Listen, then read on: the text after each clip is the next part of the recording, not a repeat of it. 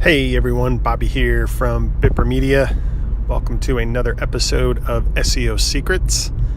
Today is Tuesday. I'm in my car heading to the office. We have a team meeting coming up here today. Looking forward to kicking that off. We have just a lot of great things happening, moving fast and furious here, but we are all excited and we're all pushing forward and just excited about everything that's happening. So what I want to talk about very briefly today is the idea. I've talked before about citation distribution, and first let me answer the question of what is a citation. A citation is, and I use your Google My Business listing as the base example. So a citation consists of your business name, your exact street address, your city, state, your zip code, the phone number to your business, and your website URL. So all of those individual entities collectively are referred to, the group, that batch of data collectively referred to as your citation. So that is a citation. When I say citation distribution, what I mean is that group of data, your citation, being distributed across the web.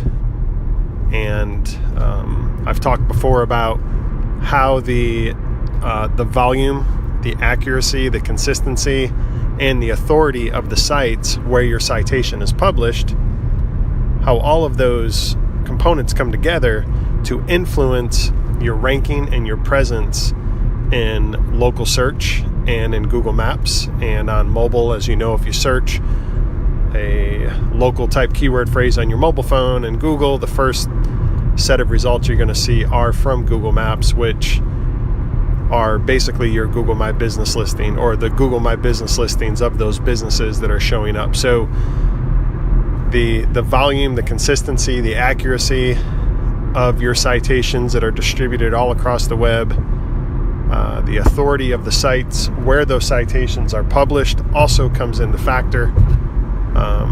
All of that collectively I refer to as citation distribution.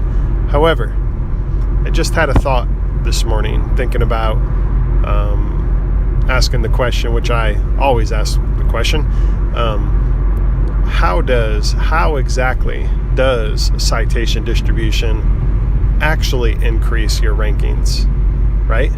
So it's like one thing to know, through experience, experimentation, through the process of doing it. It's one thing to say that, yeah, citation distribution impacts your rankings and your traffic and your presence in search. So it's one thing to say that, but it ultimately begs the question of, well, how does that happen, or why does that happen, right? So that's kind of the unknown. Okay, so like if you take that question too far, you're now kind of dabbling in the unknown realm of Google algorithms and just proprietary worlds that no one really truly knows. So you can't take that question too far, but you can certainly ask the question and try to take it far enough to the point where you can kind of rationalize, or the way I see it is, the more I understand, the better I'm able to answer that question of how and why. The more insight I have, the more it will encourage me, the more confidence it will give me in working on our clients with citation distribution. The more confidence it should give you, understanding the why or the how, instead of just doing it because someone told you to do it, right? The more you develop the whys, the why behind it, the more you will be encouraged to do it.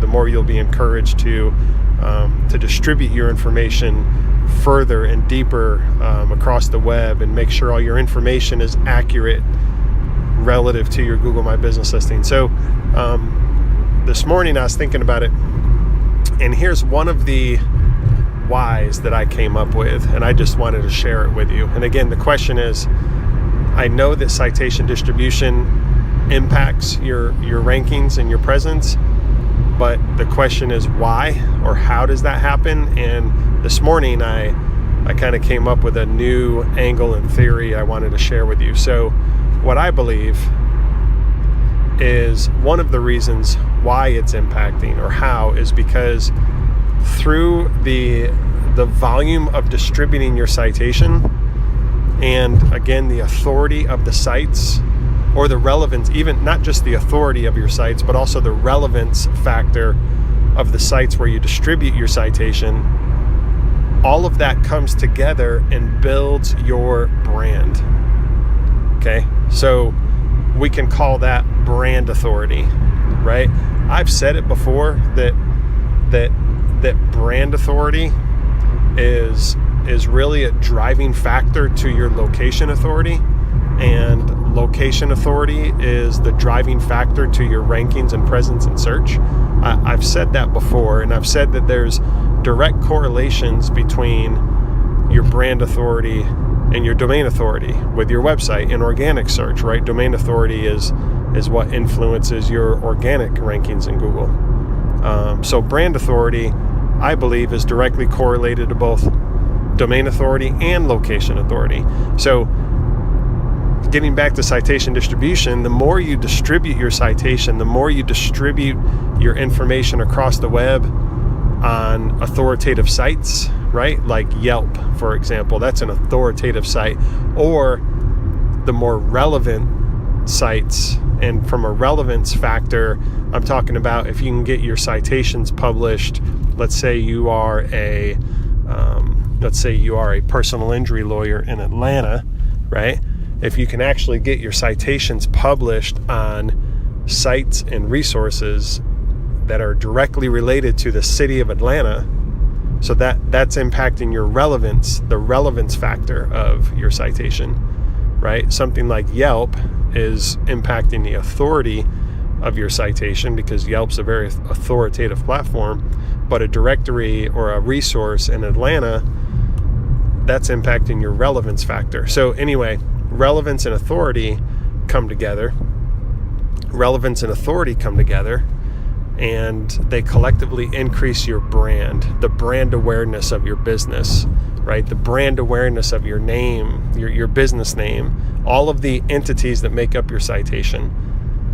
All of those are being impacted. Your business name, the brand of your business, the brand of your website URL, the brand of your location, your street address. I think that ultimately brand authority is the sort of the function, the output.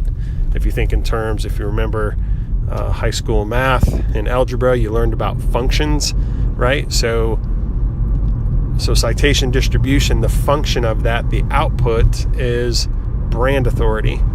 And as a result of increasing your brand authority, that is the why, or one of the whys anyway, thing I'm thinking about here today.